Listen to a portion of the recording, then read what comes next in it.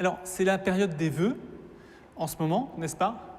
Et tous ceux qui vous ont souhaité une très bonne année 2020 il y a un an, une très bonne santé, prospérité, je pense qu'on en a fait partie, évidemment. Hein. On a souhaité des vœux l'année dernière, mais on peut se remettre un petit peu en cause, je pense, aujourd'hui. L'année 2020 a été extrêmement difficile à plus d'un égard. Et 2021 semble débuter aussi sur un petit regain de petits soucis. Il y a quelque chose de très noir, de très ténébreux dans notre monde actuellement, et on ne sait pas dans quelle direction prendre. On vient de prier à l'instant pour les dirigeants de ce monde, pour les responsables politiques. Je pense que c'est important qu'on continue à prier pour les décisions, parce qu'effectivement, il y a beaucoup de choix qui sont encore à prendre. Mais je pense qu'une année avec Dieu sera une bonne année, quoi qu'il arrive. C'est un petit peu un leitmotiv. Je suis du genre à copier-coller, comment on dit, copy-paste, ouais, copier-coller. Je suis un pasteur copieur-colleur. C'est-à-dire que quand je trouve un truc qui me parle, je le répète, je le réutilise. Bon, voilà, c'est comme ça, c'est mes trucs. Mais une année avec Dieu sera une bonne année, c'est quelque chose que j'ai entendu d'un autre pasteur il y a quelques années. Maintenant, je l'utilise. Une année à marcher avec Dieu sera toujours une bonne année. Et donc, je nous souhaite tous une année avec le Seigneur, avec Dieu. Mais la question, c'est qui est ce Dieu? Qui est Dieu? Parce que si je vous souhaite une bonne année de marche avec Dieu, c'est qui ce Dieu? Et justement, notre série qui va durer janvier-février, on va découvrir plus de Dieu. On va regarder les phrases que Jésus dit de lui-même dans l'évangile de Jean. Il dit « 7 fois je suis » et il donne un attribut. Ce soir, on regarde « Je suis la lumière du monde », c'est Jésus qui dit ça. Mais pendant 7 semaines, on va regarder ça, plus 2 autres semaines où il dit « Je suis » sans attribut. On verra ça, mais ça sera fin février, début mars. Et la première chose que j'ai envie de dire, c'est que c'est un Dieu plein de surprises qui nous attend cette année. Vous savez, le texte qu'on vient de lire, que Claire vient de lire, merci Claire, c'est un texte probablement, pour moi, et pour les chrétiens, c'est un des textes majeurs de l'histoire de l'écriture de l'humanité. Alors, on écrit depuis 6000 ans à peu près, 4000 ans avant Jésus-Christ, en Mésopotamie, en Égypte, à peu près, les cunéiformes et hiéroglyphes sont apparus. Mais depuis 6000 ans, donc, on a des écrits. Mais le texte qu'on vient de lire, Jean 1, c'est une bombe. C'est une grosse surprise de la part de Dieu. Une très, très grosse surprise, et on va regarder ça. C'est le Dieu biblique qui s'est déjà révélé, évidemment, par un peuple, par des patriarches, par des prophètes, à travers beaucoup de choses dans l'Ancien Testament avec le peuple juif. Et bien, à ce moment-là, à ce moment-ci, il se révèle en une personne, Jésus, qui est né à Bethléem et qu'on vient de célébrer à Noël. Et Jésus, c'est celui qui a tout créé. Dieu qui avait dit au tout début de la Bible, si vous lisez le début de la Bible, il est écrit « Au commencement, Dieu créa les cieux et la terre. Dieu dit que la lumière soit, et la lumière fut. » Par la parole de Dieu, tout a été créé, tout l'univers, tout le cosmos. Et ce texte de Jean 1 nous dit qu'au commencement était la parole, et la parole était avec Dieu, et la parole était Dieu. Et cette parole, elle s'est faite chair en la personne de Jésus. C'est un texte, mes amis, si vous le relisez, si vous le méditez, il y a vraiment peu de choses qui est comparable dans l'histoire de l'humanité en termes de texte. L'abbé Lemaître, je ne sais pas si vous connaissez, c'est un grand scientifique, c'est lui qui a théorisé le Big Bang. Il y a déjà de cela de quelques années, maintenant, quelques dizaines d'années même. Et l'abbé Lemaître, je pense qu'il était belge, il était à l'Université catholique de Louvain, je crois. Mais bref, le Big Bang, tout début, il y a 15 milliards d'années à peu près, toute cette énergie concentrée qui a explosé et qui nous a donné l'univers. Au commencement était la parole. Au commencement, Dieu dit que la lumière soit et la lumière fut. Cette énergie, l'univers entier. Et cette parole qui était Dieu, qui était en Dieu, nous dit le texte de Jean 1 que Claire vient de lire, et je le lis. Et cette parole qui était Dieu, qui en elle était la vie, et cette vie est la lumière des êtres humains. Cette lumière brille dans la nuit, mais la nuit ne l'a pas reçue. Vraiment, encore une fois, j'insiste, c'est un texte magnifique. Cette parole s'est faite chair. Jésus a vraiment pris l'humanité, il est devenu un homme, 100% homme, et pourtant, il était Dieu, il est le Fils de Dieu, il est Dieu lui-même. C'est une surprise, l'incarnation. On l'a célébré à Noël, et encore une fois, on est dans cette période de Noël, et on arrive à Épiphanie ce mercredi 6. C'est une surprise, Dieu s'est fait homme. C'est la plus grosse surprise qui est jamais arrivée. Jésus, le Fils de Dieu, Dieu le Fils. Un Dieu en 3 personnes, la Trinité. Et c'est ce que je vous souhaite cette année, c'est de marcher avec ce Dieu-là, qui se révèle être un Père, être cet homme Jésus et être cet Esprit Saint qui vit en nous. Et donc c'est ça cette année le programme, c'est suivre Jésus. Suivre Jésus. Et donc on va regarder les 7 « je suis » que Jésus dit avec un attribut ces prochaines semaines. Mais on commence avec ce Dieu des surprises que je viens de dire, qui rentre dans l'histoire. Et c'est tellement surprenant que beaucoup de monde ont eu du mal à comprendre, déjà à l'époque de Jésus, mais plus tard, si on prend par exemple, en ce moment je suis passionné par un livre qui s'appelle « La divinité du Christ face à l'islam ». Si on regarde l'islam par exemple, qui est né 500-600 ans après la naissance de Jésus, donc c'est quand même une grosse période de temps, eh bien la divinité de Jésus, c'est quelque chose qui est une pierre d'achoppement pour les musulmans. Ils ne croient pas justement que Jésus soit divin. Et justement, souvent, si vous parlez par exemple avec des salafistes, ça m'est déjà arrivé, ça peut arriver à n'importe qui d'entre nous, eh bien ils vont nous citer des versets de l'évangile de Jean. Ils vont nous dire, regarde là en Jean 17, Jésus dit à ses disciples, « Mon Dieu est votre Dieu », etc., etc. Notre ami musulman va nous dire, tu vois, Jésus, il n'est pas Dieu. Et ce qui est important à comprendre justement dans ce texte de Jean 1, c'est que nos lunettes pour comprendre l'incarnation, c'est que Jésus est pleinement homme, et parfois avec ses disciples, il parle comme un être humain, mais il dit aussi des choses de lui-même qui sont pleinement divines. Et on va les découvrir, et ce soir, il dit « Je suis la lumière du monde ». Andy a lu le psaume 27 tout à l'heure, qu'on reçoit de nos amis juifs.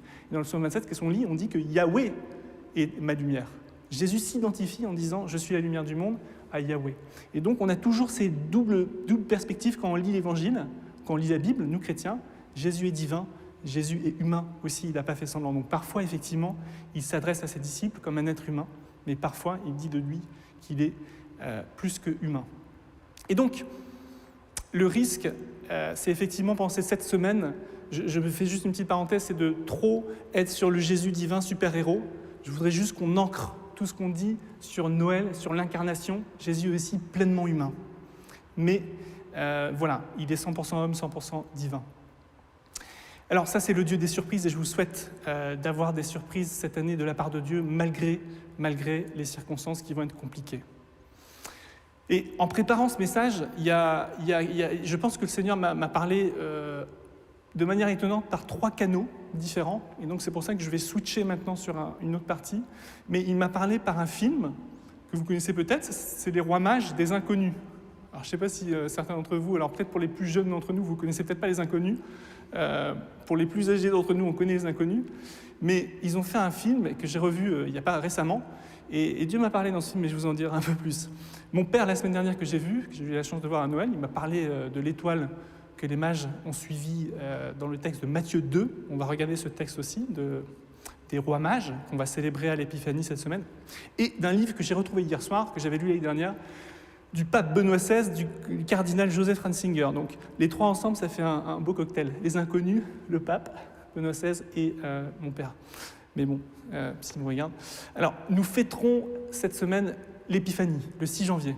Qu'est-ce que c'est l'Épiphanie ? Vous savez, c'est ce moment où l'Église se rappelle la venue des mages qui cherchent Jésus, qui suivent une étoile et qui tombent d'abord à Jérusalem. On va relire le texte dans quelques instants, ne vous inquiétez pas. Mais qu'ils atterrissent à la fin à Bethléem. Ils ont suivi une étoile. Donc, ils ont suivi une lumière. Ils ont cherché une direction.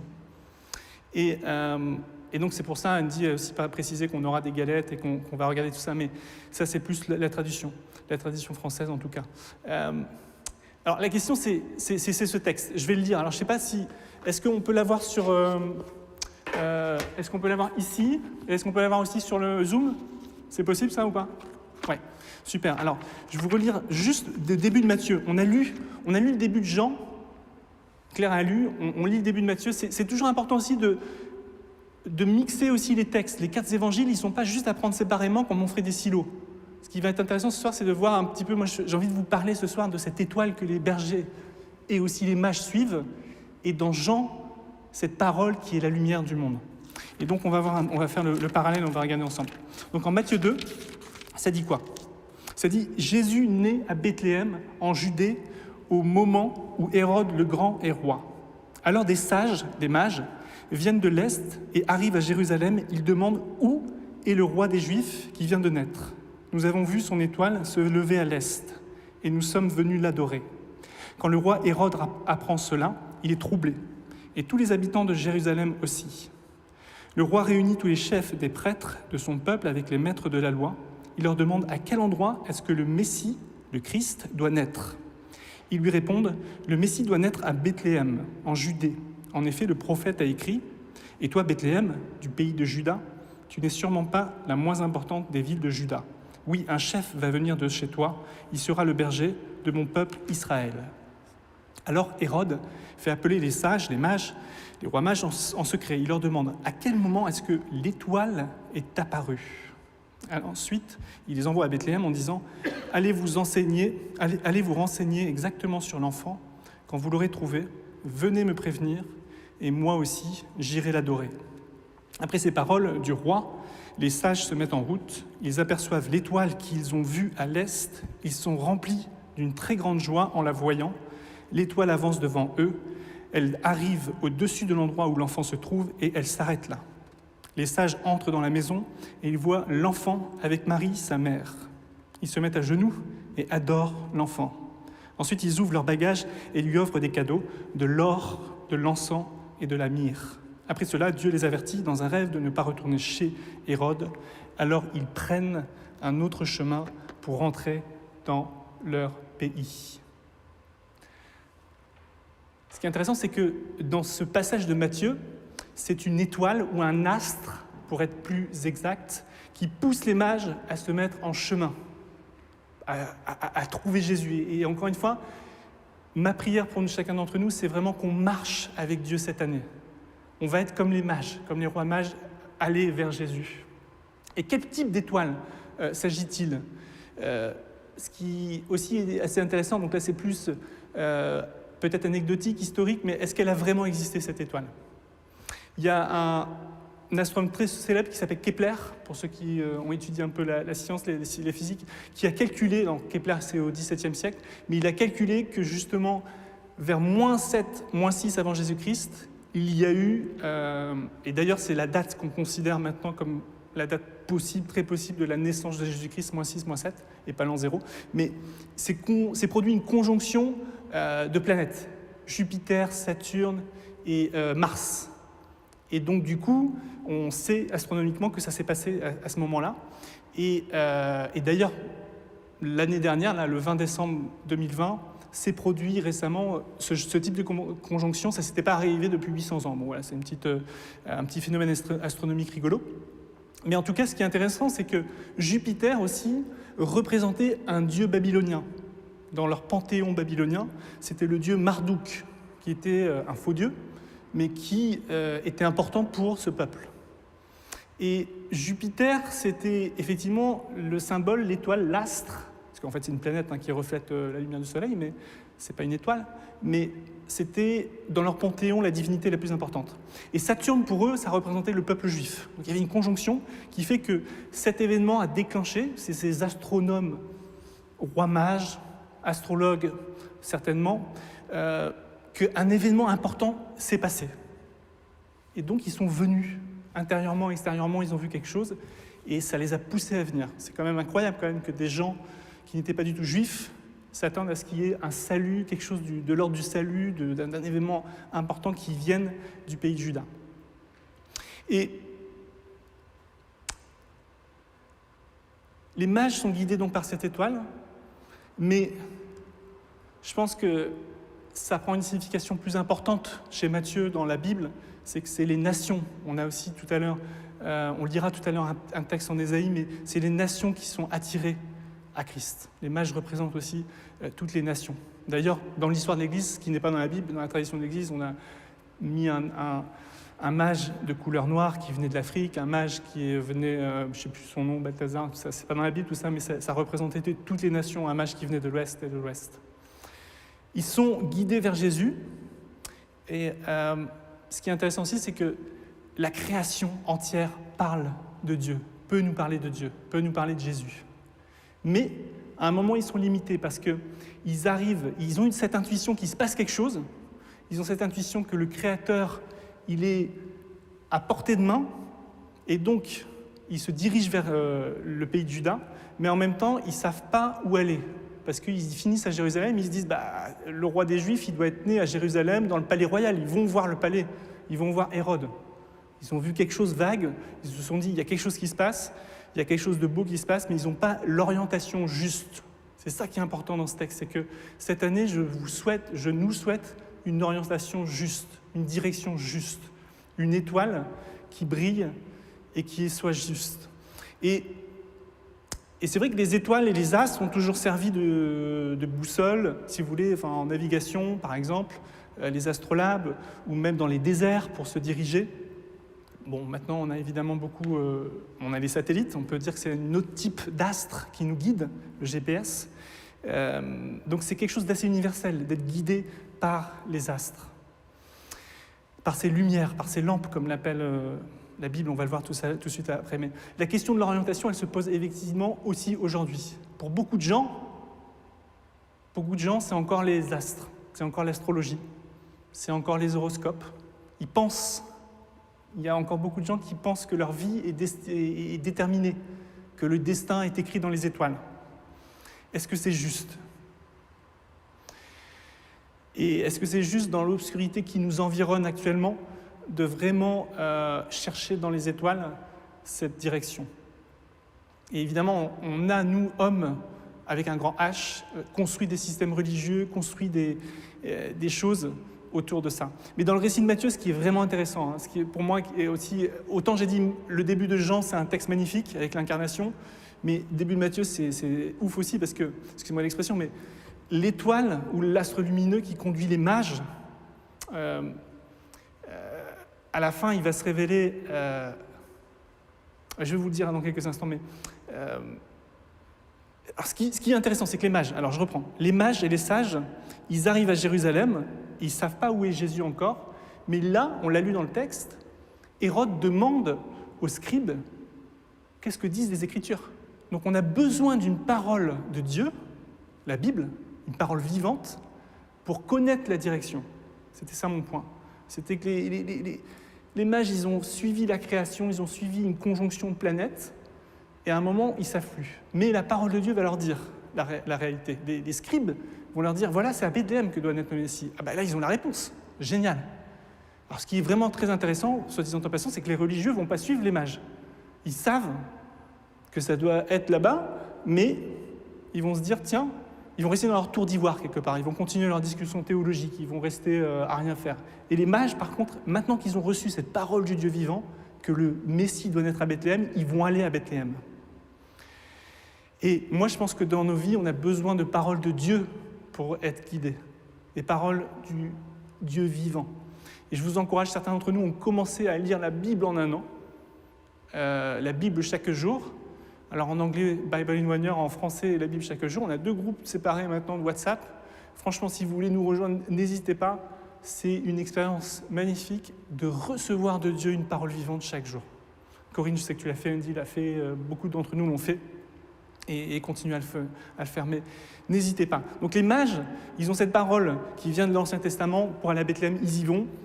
Le roi Hérode et les pharisiens, ils restent à Jérusalem. Mais le moment où les mages, ils arrivent devant Jésus, ils se prosternent devant Jésus, et ils l'adorent, ils lui donnent les cadeaux, l'or, l'encens et la myrrhe, c'est la fin de l'astrologie. C'est la fin des horoscopes, à ce moment précis, dans toute l'histoire. Les gens se cherchent encore dans l'horoscope, dans l'astrologie, c'est fini, les gars. Les mages, les rois mages, qui étaient des astrologues et des astronomes, parce que ces 2 disciplines étaient confondues à l'époque, ils sont là, ils ont suivi les étoiles, ils ont entendu une parole du Dieu vivant, ils ont rencontré la lumière du monde. Et c'est ça que je veux dire aussi ce soir, c'est ça que le Seigneur m'a, je pense, mis à cœur, c'est que cette fin de l'astrologie qui est arrivée, alors si certains d'entre nous avons encore confiance aux étoiles, je vous dis franchement les amis, mes frères, mes sœurs, accrochez-vous plutôt à Jésus et à sa parole, ça va révolutionner vos vies. Mais à partir de ce moment, les étoiles tournent autour de l'orbite qui est indiquée par le Christ. Vous savez, dans le monde antique, Et encore aujourd'hui, comme je l'ai dit, les corps célestes étaient regardés comme des puissances divines. Vous savez que, évidemment, les planètes sont appelées selon des divinités romaines. Jupiter, Mars, Mercure, Vénus, tout ça, c'est des divinités romaines, des faux dieux. Et ces puissances divines, elles nous destinaient. Notre destin était tracé dans les étoiles. Et les étoiles dominaient le monde et les hommes. Et voilà, donc du coup, on faisait des compromis, on voulait faire des compromis avec ces puissances. Mais la foi en Dieu, Père, Fils, Saint-Esprit, témoignée dans la Bible, a démystifié tout ça. Et ça s'est passé à Bethléem il y a 2000 ans. Et en Genèse, on le voit déjà même dans le récit de la création, parce que, par exemple, le soleil, la lune, les étoiles, elles sont appelées des lampes dans le langage hébreu. Elles ne sont pas du tout des dieux. C'est des lampes, c'est des petites choses. Et quand on imagine que ce petit bébé Jésus, par sa parole, a créé l'univers, des centaines de milliards d'étoiles, des centaines de milliards de galaxies, et que les rois mages qui suivaient toute leur vie, justement, précisément des étoiles, ils le voient, ils le rencontrent, ils l'adorent, ils ont tout compris. En Éphésiens, on a fini, vous savez, la lettre aux Éphésiens, mais à un moment, Paul, justement, il démystifie ça aussi, il insiste là-dessus, il dit que le Christ ressuscité a vaincu toute principauté, tout pouvoir, toute puissance de l'air et domine tout l'univers, le cosmos. Beaucoup de références de Paul par rapport à ces puissances de l'air. Il y a les démons, c'est vrai, mais il y a aussi ces faux dieux, etc. Donc le récit des mages et de l'étoile, elle se situe vraiment dans cette lignée. Ce n'est pas l'étoile des mages qui détermine le destin de l'enfant Jésus, mais c'est bien l'enfant qui guide l'étoile. C'est un tournant anthropologique, c'est un tournant massif. L'homme est adopté par Dieu, l'incarnation. Jésus, fils de Dieu, va en l'homme, quelque chose de l'adoption, là. Mais le Fils unique est les plus grands que toutes ces puissances, il les a créés. L'astre lumineux, Jupiter, Saturne, tout ce que je vous ai expliqué, c'est bien. C'est de l'histoire, on peut le connaître. Il y a l'astronomie qui est une discipline scientifique.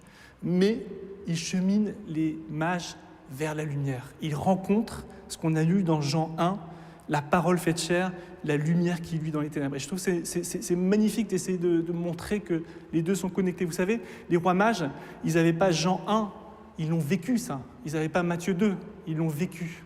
Ils sont arrivés devant cet enfant Jésus, ils l'ont adoré. Ils ont reconnu en lui la parole faite chair. On lit ça dans le texte de Matthieu 2. Ils aperçoivent l'étoile qu'ils ont vue vers l'est. Ils, les rois mages, sont remplis d'une très grande joie. Elle arrive, cet astre, cette étoile, au-dessus de l'endroit où l'enfant se trouve et elle s'arrête là.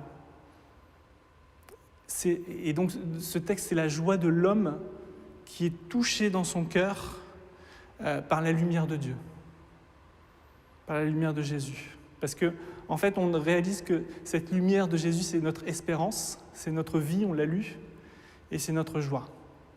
Voilà le lien avec Jean 1, voilà le lien avec les autres évangiles aussi, en tout cas Luc aussi, qui raconte la naissance et l'enfance de Jésus. Jean a écrit aussi ce texte-là à sa manière, et je vous le relis. Au commencement, la parole existait déjà, la parole était avec Dieu et la parole était Dieu. Au commencement, la parole était avec Dieu. Par elle, Dieu a fait toutes choses et il n'a rien fait sans elle. En elle, la parole, il y a la vie est la lumière des êtres humains. La lumière brille dans la nuit, dans les ténèbres, mais la nuit ne l'a pas reçue. La parole est la vraie lumière. En venant dans le monde, elle éclaire tous les êtres humains. Encore un autre lien, et je m'arrête là, et on va prier, on va chanter, mais qu'est-ce qu'a écrit Ésaïe, 500 ans à peu près, avant la venue de Jésus-Christ? Il écrit ça en Ésaïe 60, on lit ça dans la parole de Dieu. « Debout Jérusalem, brille avec éclat, en effet ta lumière arrive. La gloire du Seigneur se lève sur toi. Regarde, la nuit couvre la terre, un brouillard enveloppe les peuples. Mais sur toi, le Seigneur se lève et sa gloire brille sur toi. Les autres peuples marchent vers ta lumière et les rois se dirigent vers la clarté. » Ce texte d'Ésaïe 60, c'est un texte qui est souvent lu à l'Épiphanie parce qu'on comprend que les rois mages, c'était ces rois dont il est question, qui montent à Jérusalem et qui apportent les cadeaux des nations au roi d'Israël, au Messie. Donc au verset 3, « Les autres peuples marchent vers ta lumière et les rois se dirigent vers la clarté qui s'est levée sur toi. Lève les yeux et regarde autour de toi, tous se rassemblent et viennent vers toi, etc. etc. » Isaïe 60, c'est un texte encore magnifique. Et je voulais insister pour avoir différents textes ce soir pour vous montrer aussi autre chose. Peut-être vous êtes chrétien depuis longtemps, peut-être vous êtes chrétien assez récemment, peut-être vous posez encore des questions. Mais la parole de Dieu, la Bible, les Écritures, c'est quelque chose qui est connecté. Ce pas des choses qui sont...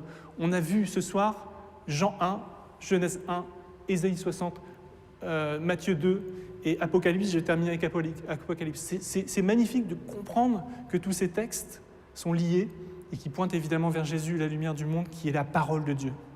Alors dans le film des Inconnus, j'ai parlé de ça tout à l'heure, les rois mages, ils arrivent au XXe siècle à Paris. C'est un film très rigolo, il n'est pas blasphémateur du tout, je trouve, c'est rigolo. Il y a voilà, les Inconnus, ils font un certain humour, on peut aimer ou ne pas aimer, mais ils arrivent dans ce Paris du XXe siècle et ils font complètement confiance à la Providence. Ils n'arrêtent pas de dire « la Providence va nous aider ». Ils sont séparés, les trois rois mages, mais ils se retrouvent à chaque fois. Il y a quelque chose d'une confiance qui est tellement naïve, mais tellement belle, et qui fait que je vous encourage aussi cette année à placer votre foi dans cet enfant qui est la lumière du monde et qui vous connaît mieux que quiconque. Et d'être comme les rois mages, d'aller vers cet astre qui est non plus dans le ciel, l'astrologie c'est fini, je vous l'ai dit, depuis 2000 ans, mais de suivre cet enfant Jésus qui est notre direction. Et donc, voilà, il y a une autre chose que Jésus dit dans l'Apocalypse, je terminerai par ça, il dit « je suis l'étoile du matin », dans l'Apocalypse 22, verset 16. Et l'étoile du matin, c'est l'étoile du berger, c'est Vénus, une autre planète. C'est celle qui, à l'aube, est éclairée. Et encore une fois, il y a cette idée d'espérance.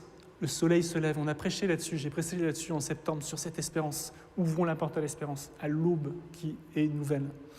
Mais symboliquement, encore une fois, Jésus, il est cette étoile, l'étoile du matin. Il a remplacé toutes les étoiles. Si vous êtes dans l'astrologie, encore une fois, mes frères, mes sœurs, ou si vous n'êtes pas chrétien et que peut-être vous êtes dans l'astrologie, c'est vraiment le moment de placer votre confiance sur quelqu'un d'autre, sur qui est celui qui a créé ces étoiles.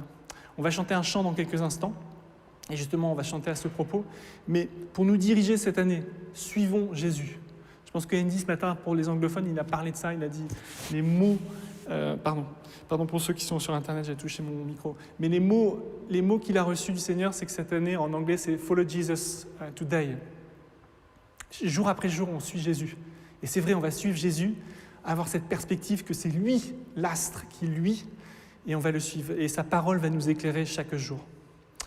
On a chanté tout à l'heure « Je suis la lumière du monde », le chant. Voilà, je pense qu'on va chanter. Je vais prier. Et je vais juste vous souhaiter une bonne fête de l'Épiphanie mercredi prochain. On va pouvoir se rappeler de ça, que les rois mages sont venus donner or, encens et myrrhe à celui qui est la lumière du monde, celui qui est l'astre, l'étoile du matin. La semaine prochaine, on continue les « Je suis ».